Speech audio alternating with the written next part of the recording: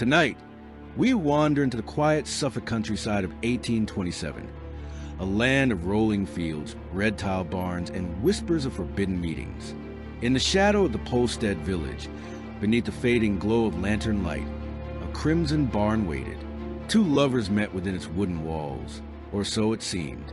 But the barn kept secrets darker than any night.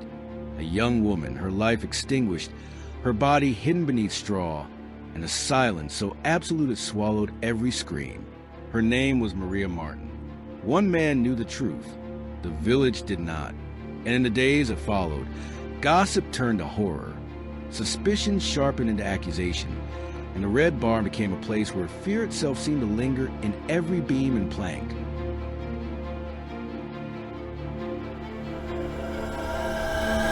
They found her under the moonless sky, but it wasn't the darkness that made the scene unbearable.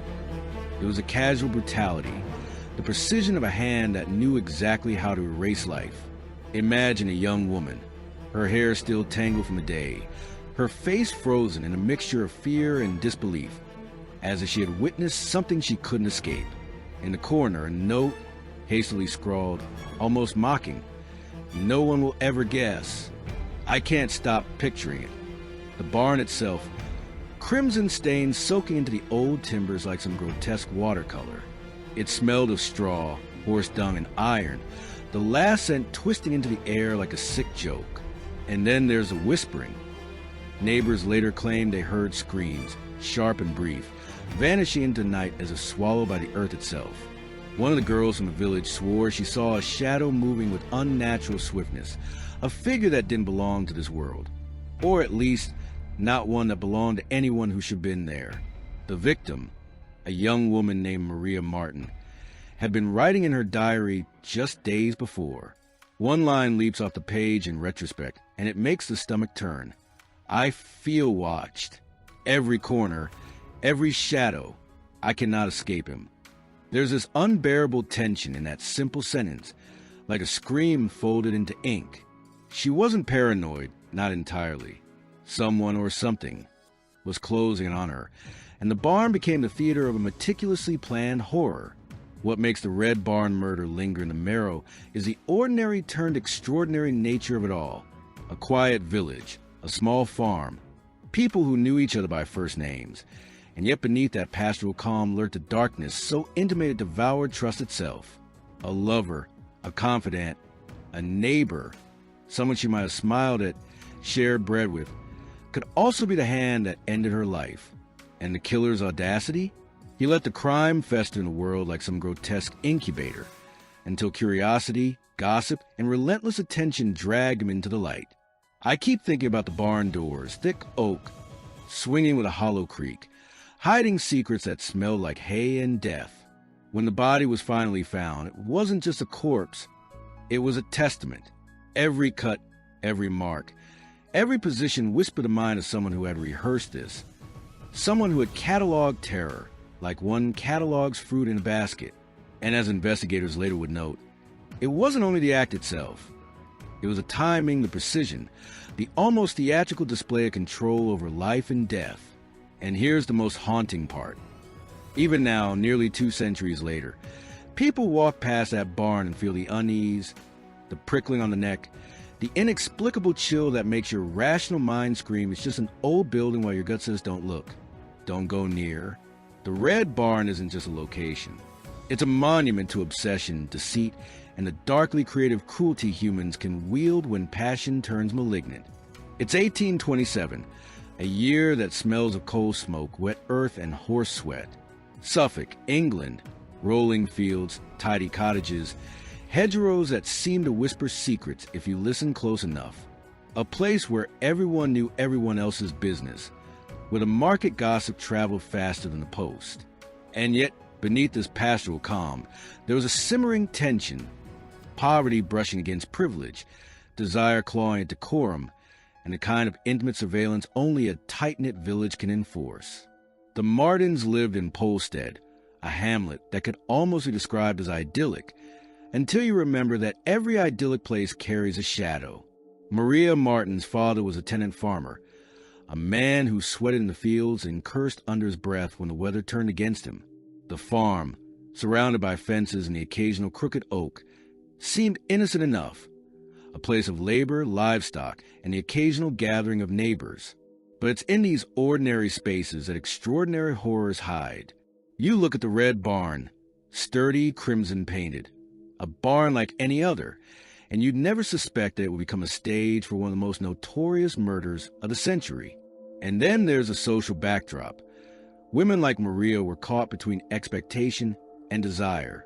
Their lives were measured by reputation, family honor, and the cautious navigation of courtship.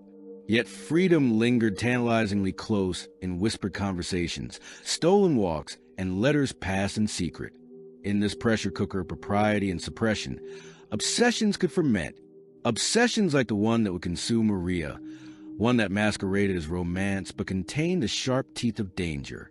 The village, meanwhile, had its routines, its rhythms. Church bells marking the hours, markets bustling with cloth, eggs, and gossip, and inns where travelers might speak freely, or be overheard plotting sinister things. People were used to knowing each other's comings and goings, which is why the disappearance of a young woman like Maria could not escape notice. And yet, the very familiarity that should have offered protection became a blindfold. Everyone assumed everyone else acted in good faith. Everyone assumed safety, because why wouldn't they? Until the day it all shattered. There's a peculiar contrast between the bright rural sun spilling over the rolling hills and the darkness gathering inside human hearts. The physical world, the barn, the cottage, the fields, is harmless, even beautiful. But the social world, layered with expectations, desires, and secrets, is combustible. One misstep, one betrayal, and the calm veneer of this sleepy village can dissolve into a nightmare. And as you imagine it, try not to let your mind soften the edges. This is not folklore. This is 1827 Suffolk, where a red-painted barn stands like a warning, and where ordinary life, with all its rhythms and certainties, can be violently rewritten in a single night. A night when whispers became screams, and the whole village was forced to confront the unsettling truth that evil doesn't always wear a mask. Sometimes it smiles at you across a dinner table, carrying a secret that will stain the earth forever. Maria Marten. Even saying her name aloud feels like stepping on fragile glass. You're aware of the danger, the weight of history pressing down. She wasn't extraordinary in the way a poet or rebel is, but in her ordinary life lay the subtle threads of tragedy. A young woman of 20, gentle, obedient by all accounts, yet sharp-eyed and quietly spirited. She carried a tenderness that made people trust her, and perhaps that trust became her undoing. She had grown up in the Marten household, a life patterned with chores, church attendance, and the occasional festival or fair.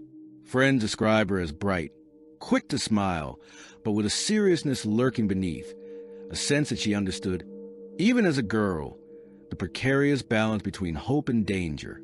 She was practical.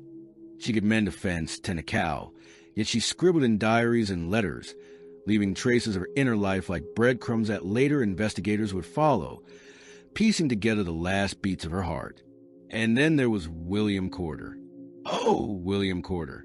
Charming, handsome, a man who wore deceit like a second skin.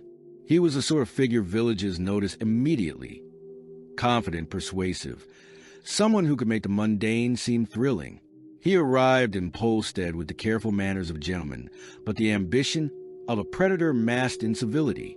Maria, perhaps flattered, perhaps longing for something beyond the narrow confines of her farm life, fell for him, and falling for him, unknowingly, was like walking into a spider's web spun from silk and calculation. What strikes me even now is how vividly normal they seemed. Lovers meeting in the dappled sunlight, sharing glances and whispered promises, while beneath it all, one carried knives, not just literal ones, but figurative, knives of manipulation, deceit, and greed. Maria's diary hints at her awareness that something wasn't right, a feeling that coiled tighter each day, but she could not fully name the danger. She believed in love. She believed in his words. And in that belief lies a chilling truth. Evil often wears the face of intimacy, and it is a familiar who can betray most profoundly. Her life, before the night had ended, was threaded with ordinary joys and minor anxieties, and it's in that ordinariness that horror tastes sweetest. The way she laughed with neighbors, tended animals, wrote in her journal. Every simple act becomes a haunting reminder of what was stolen, of a potential life cut down before it could fully unfold. And perhaps what haunts us most is that Maria wasn't a story waiting for drama. She was real, a breathing, feeling young woman whose intelligence and kindness could not shield her from the darkness that approached in polite guise. And here's the cruel irony. The more ordinary she seemed, the more shocking the murder. The more we imagine her life, the more we recognize that the world she inhabited, a world that should have been safe, contained, predictable, was anything but. That dichotomy between expectation and horror is what keeps her story alive, twisting in our minds, whispering, beware the charming stranger, but also beware the illusion of safety in the familiar. It began with a note of normality, a meeting in the barn, a whispered promise, a planned tryst, the kind of thing that in a quiet village like Polstead would hardly raise an eyebrow. But that night, beneath the red-painted beams, something shifted. You can almost feel it. The air thick with straw and unease, the quiet punctuated by the distant snort of a horse, and then silence. That silence, in hindsight, is deafening. Maria never returned home that evening. Her absence, at first, was shrugged off as a delay, an errand, perhaps a late visit to a friend. But as the hours stretched into a night that refused to soften into dawn, worry began to ferment into panic. Her father, a practical man, started asking questions. Neighbors whispered, and somewhere in the shadows, William Corder's charming facade persisted, even as his plans began to slip into horror. By the next day, unease had become obsession. Villagers scoured the area, the hedgerows, the fields, even the banks of the River Brett. Someone mentioned the barn, but of course, how could such a mundane building hide such malevolence? And yet, the first disturbance of this story wasn't just a disappearance. It was a tremor it sent through the community, a ripple of suspicion, fear, and the chilling suggestion that something intimate, something calculated had gone wrong. What is terrifying when you read the accounts is how deliberately mundane the setup appears. A simple meeting in a barn, a quiet courtship, a small-town love story. And yet beneath it, you can sense the gears turning in Corder's mind, the meticulous plotting, the cold logic, the predator calculating every risk. He had already crossed the threshold from human to something unrecognizable. And Maria, trusting, hopeful, had unknowingly stepped into the orbit of a man whose desires were murderous, whose charm was lethal. The day of her disappearance is a tangle of accounts. Some claim she met him willingly, perhaps even eagerly. Others say she was hesitant, that something in his eyes chilled her. Whatever the truth, the event that would spiral into infamy had begun. A young woman vanishes, a lover smiles too sweetly, and the world and entire village tilts towards something irreversibly wrong. Even now, imagine that first night, you can almost hear it, the rustle of straw, the quiet creak of the barn doors, and then a sudden absence, a heartbeat that never returns. The first disturbance is deceptively simple, but it's the hinge on which the entire horror swings. It's not just Maria's disappearance that shocks, it's how ordinary, how unsuspecting, how easily overlooked it seemed. And lurking beneath that ordinary veneer is the gnawing, unshakable suspicion. What if evil doesn't announce itself? What if it waits, patient, polite, and then strikes when trust is most complete? That first night in the Red Barn, that subtle shift from expectation to dread, is the whisper that grows into a scream. By the time the sun rose over Polstead, the village had already begun to unravel, though most didn't know why. Maria's absence had been reported, but the explanations were tangled in assumptions and polite disbelief. Where could she have gone? Who would dare harm her? The questions hovered like crows, circling over the fields, each one darker than the last. And then the rumors began. Small at first, whispers in the market, a casual comment at the church, but quickly spiraling into speculation. Had she run away with a lover? Had she been spirited off by some stranger passing through? No one wanted to suggest the obvious, the unthinkable. Yet the barn's looming presence in the conversation became unavoidable. That crimson structure, once a symbol of workaday routine, began to feel malevolent, a dark witness to something hidden. Neighbors spoke of seeing William Corder lingering near the barn, behaving oddly, a mixture of charm and nervous energy. Some claimed he had been seen moving about in the early hours, as if covering tracks. There were conflicting testimonies about what he did that evening, each version shading into the next, each account revealing gaps and contradictions that made the story impossible to pin down. It wasn't just a missing woman anymore. It was a puzzle where every piece seemed slightly wrong, each edge deliberately blurred. Letters and diaries from villagers reveal a growing tension, the kind that smells of paranoia. Every detail, footprints in the mud, the smell of freshly turned earth, a missing lantern, became evidence of some distraction to others. Some suggested foul play. Others clung desperately to explanations that preserved their sense of safety. And through it all, Corder remained unusually composed, his smile unnervingly intact, a man who seemed to understand how fragile certainty was, how easy it was to manipulate fear in a community unprepared for real evil. The deeper investigators dug, the more the story warped. Conflicting alibis, overlooked details, and the quiet dismissal of warnings painted a landscape of suspicion and dread. Something about the barn didn't fit the narrative of simple disappearance. It radiated premeditation, an unnatural order to the chaos.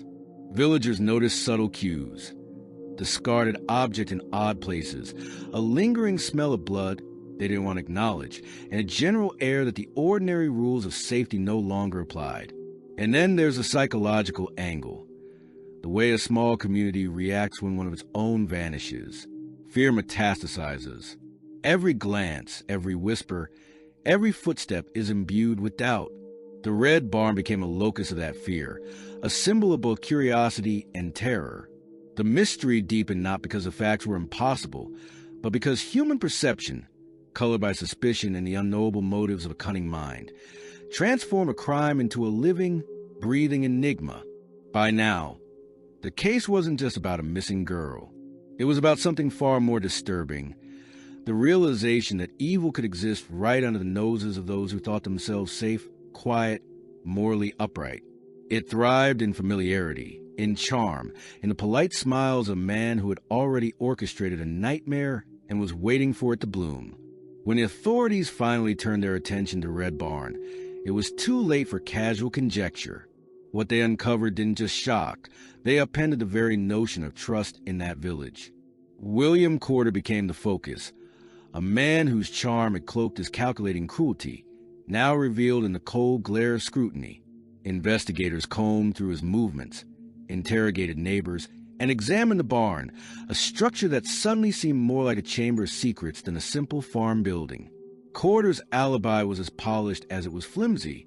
He claimed there had been elsewhere, but footprints, torn straw, and eyewitness reports, conflicting yet incriminating, began to encircle him. The investigators noted inconsistencies that hinted at forethought. Evidence deliberately concealed, traces of a struggle carefully wiped, yet not completely hidden. It was almost theatrical in its precision, as though Corder had rehearsed a perfect crime, yet left behind a breadcrumb trail for those clever enough or unlucky enough to follow. Villagers speculated endlessly. One theory whispered that Maria had been lured into the barn under the pretense of romance, then murdered in a fit of passion or greed. Another suggested a darker motive, jealousy, obsession, the cold logic of someone who calculated risk and reward like currency. The coroner's report, when it finally arrived, was clinical yet horrifying. Death by multiple stab wounds, a crime that spoke of both rage and control, of a mind fascinated by dominance, not just physical but psychological. Overlooked clues emerged in the retelling. A forgotten diary entry, a neighbor's offhand observation, a piece of clothing misplaced. Tiny anomalies that, at the time, were dismissed but later would paint a portrait of meticulous malevolence. Even the barn itself seemed complicit, as if its red timbers absorbed and held a memory of violence. There were debates among scholars and historians about what truly happened inside those walls, whether Corder acted alone, and if premeditation was as deliberate as it appeared. Every angle seemed plausible and horrifying in equal measure, yet the investigation also revealed the limitations of the period. Police methods in 1827 were rudimentary, relying on human testimony, intuition, and chance. Forensic science was practically non-existent. The difference between an overlooked clue and a decisive one could hinge on a single person's memory or misperception. This gap between the meticulous planning of a killer and the rudimentary tools of justice created a tension that made the case feel almost unfairly inevitable, like watching tragedy unfold in slow motion, knowing someone should have intervened but couldn't. And here's the psychological rub. Corder had exploited not only Maria's trust, but the very mechanisms of small-town oversight. His awareness of human perception, social norms, and the village's assumptions allowed him to manipulate reality itself. He understood that people would see what they expected to see, not what was hidden in plain sight. And as the investigation continued, the case grew darker, not merely because of the murder, but because of the realization that evil had been patient, clever, and terrifyingly intimate. Then it happened, that moment where the story teeters on the edge of disbelief, where the carefully built illusion collapses under the weight of truth. William Corder, the seemingly untouchable charmer, made a fatal miscalculation. Perhaps it was arrogance, perhaps it was impatience, but he left a trail that could not be ignored. A servant, a nosy neighbor, someone who refused to let the story settle into silence, spotted him behaving in ways that contradicted his carefully rehearsed story. The web he had spun began to unravel thread by thread. The discovery of Maria's body was grotesque, yet precise. Beneath the straw in the barn, hidden from casual view, lay the evidence of a murder meticulously executed. Stab wounds that spoke of anger restrained by calculation. The position of the body almost theatrical, a message in itself. Control, dominance, a declaration that life and death had been as a command. When the villagers saw the corpse, the horror was visceral, not because they hadn't imagined it, but because imagination could not prepare them for the intimate brutality, the closeness of evil they had unknowingly coexisted with. Corder's arrest followed swiftly, a dramatic collapse of his confidence. But the trial was even more shocking, a spectacle where the village, the press, and the legal system all collided. Every detail was dissected. His courtship of Maria, the letters she had written, his calculated movements before and after the crime. Witnesses offer conflicting accounts, some truthful, some tainted by fear or loyalty. The tension in the courtroom was almost unbearable, the air thick with expectation, fascination, and a simmering rage that outsiders often find difficult to comprehend. What fascinated people, and still fascinates historians, is the psychological choreography of it all. Corder's cool demeanor in court, his eloquence and charm, even as the evidence mounted, made observers question everything they knew about human morality. How could a man who smiled so easily commit such intimate, calculated murder? The trial became more than a legal proceeding. It became a study in human contradiction, a real-life demonstration that charm and evil are not mutually exclusive. And there were whispers, of course. Theories of accomplices, hidden motives, revenge plots, all clashing in a mental storm as the evidence stacked up. But the turning point was undeniable. Corder could no longer maintain the illusion. His web of deceit collapsed, revealing the stark, horrifying simplicity of his crime. The Red Barn, once merely a location, became a symbol of exposure, the stage where secrecy had finally been overwhelmed by scrutiny. For the villagers, the event left a lasting fracture. People who once smiled at Corder now recoiled at shadows. Trust, that fragile social glue, had been shattered. And for the rest of us, centuries later, the case remains a masterclass in how close we can live beside darkness without ever recognizing it, until the moment it chooses to announce itself. The trial concluded with brutal clarity. William Corder was found guilty, his fate sealed in the cold language of the law. Death by hanging. Justice, in its most absolute and terrifying form, was delivered. But even as the sentence was carried out, the case refused to settle into neat finality. Questions lingered, gnawing at the edges of logic, morality, and human perception. Why did Corder choose Maria? Was it passion, greed, a mix of both, or some darker, almost artistic compulsion? The letters, diaries, and testimonies hinted at a calculated seduction, yet none of it fully explained the cold precision of the act itself. Scholars and armchair psychologists have debated for decades whether the murder was a product of impulse, opportunity, or meticulous planning, and the truth feels maddeningly just out of reach. Then there's the matter of the Red Barn itself. How did a simple farm building, ordinary in every conceivable way, become the epicenter of such horror? The barn held secrets that only the earth could keep. The pattern of straw, the subtle depressions in the floor, the air that seemed forever tinged with memory. Even today, people claim that lingering unease surrounds the structure, that the events of 1827 left an imprint that reason cannot erase. A crime so intimate, so meticulously concealed, seems to demand recognition, and the barn is its mute witness. And the community, the villagers, were left with psychological scars that no legal verdict could erase. The betrayal by someone so close, so familiar, reshaped their understanding of trust.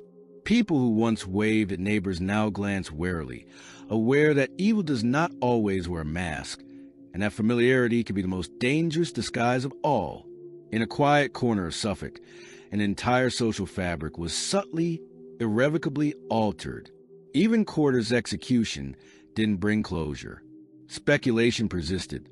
Did he have accomplices? Did some detail escape the investigators? And perhaps the most haunting, could someone so charming, so outwardly civilized, really carry out such a crime without others noticing the underlying menace?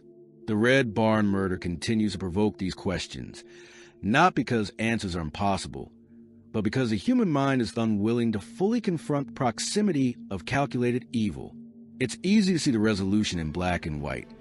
Murder, capture, execution. But the lingering gray, those unanswerable questions about motive, method, and morality, cling stubbornly. Justice was served, but understanding remains elusive. And sometimes, it's the elusiveness of comprehension that haunts us far more than the crime itself. The Red Barn murder didn't vanish with the hangman's noose.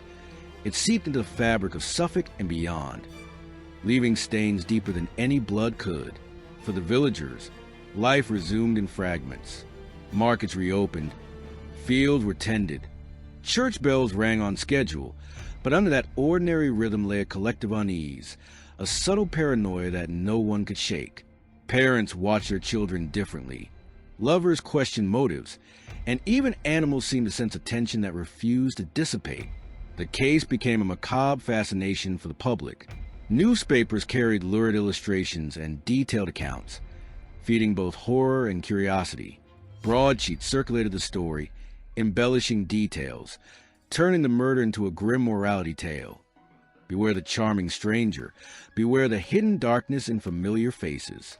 The Red Barn itself became an infamous landmark, a shrine of horror visited by those eager to glimpse the scene of the crime. Some collectors of oddities kept shards of the barn or memorabilia associated with the case, as if proximity to evil could be preserved, studied, or even consumed. Legally, the murder sparked debate and scrutiny over investigative methods. The success in Corder's conviction highlighted the importance of witness testimony, observation, and community involvement, but also underscored the fragility of justice reliant on imperfect human perception. Scholars later pointed out that a single overlooked clue could have allowed him to escape, or worse, to repeat his crime. It was a cautionary tale, not just of morality, but of vigilance, of how fragile social order can be when confronted with cunning intent. Psychologically, the story lingered in a more intimate way. Villagers reported nightmares, unexplained chills, and a pervasive sense of being watched, even decades later. The murder had ruptured the perceived safety of the village. Its effects rippled outward into cultural memory, inspiring songs, pamphlets, and countless retellings. The narrative became more than a crime. It became a symbol of human vulnerability, of the distance between the ordinary and the horrific, the familiar and the monstrous. Even historians and criminal psychologists studying the case today remark on its unique blend of intimacy and calculated cruelty. Unlike random acts of violence, the Red Barn murder involved foresight, planning, and a chilling understanding of human psychology. Corder's actions, his charm, his methodical approach, his audacity, remain a study in the complexity of human malevolence. We can dissect motive, method, and opportunity, but the psychological imprint on those who lived it and those who read it centuries later cannot be neatly quantified. And so the legacy persists, a caution, a fascination, a lingering shadow. The barn, the village, Maria Marten's name. They endure not only as historical facts, but as reminders of the darkness that can dwell within proximity, familiarity, and trust. It's a story that refuses to settle, a crime that echoes a human tragedy with an almost mythic resonance. Sometimes I wonder if the Red Barn itself remembers, not in the way humans do, with memory and regret, but as a container of horror so precise and intimate that it seems to vibrate with residual malice. Step inside, and the air is thick with something you cannot name, like the faint echo of footsteps, the rustle of straw disturbed, a presence that lingers even centuries later. It's not just a barn. It's a monument to obsession, deception, and the unthinkable intimacy of human cruelty. Maria Marten's story lingers because it reminds us that evil doesn't always come roaring in from the shadows. Sometimes it tiptoes, whispers, courts, and smiles, patiently, politely, hiding behind charm, routine, and familiarity. William Corder's crime is horrifying not only for its method, but for the audacity of its deception. The way a man could walk through a community, be seen, known, and yet conceal the monstrous heart beneath. It's an uncomfortable reminder that monsters often wear the masks of those we trust most. The Red Barn murder also leaves a philosophical ache. Justice was served, yes, but at what cost? The community's innocence, the life of a young woman, and the fragile sense of safety were all shattered irreparably. We can dissect the crime, catalog motives, speculate endlessly. But the emotional truth, the visceral terror being caught so intimately in the orbit of calculated evil, remains outside the bounds of tidy analysis. And yet, there is fascination in this darkness. We peer into it, drawn by the very impossibility of comprehension, by the tension between the ordinary and the grotesque. Perhaps that's why the story endures, because it confronts us with the uncomfortable notion that human cruelty can be both intimate and methodical, that horror can exist in everyday spaces, and that understanding it fully is forever out of reach. So, when you think of the Red Barn, don't just picture a crimson building in the Suffolk countryside. Picture the echoes of trust betrayed, the ghost of a young woman whose life was stolen, and the unsettling realization that evil, when patient and cunning, doesn't need shadows. It can dwell right beside us, smiling politely, waiting for the right moment to act. And if you feel a shiver when you imagine it, good. That shiver is the only real thing left behind. The last reminder that some stories aren't just history. They are warnings, resonating across centuries and still whispering from the darkness. Hello, everyone, and thank you so much for listening. As usual, please leave any comments or feedback you may have. And I hope to see you all again in the next case.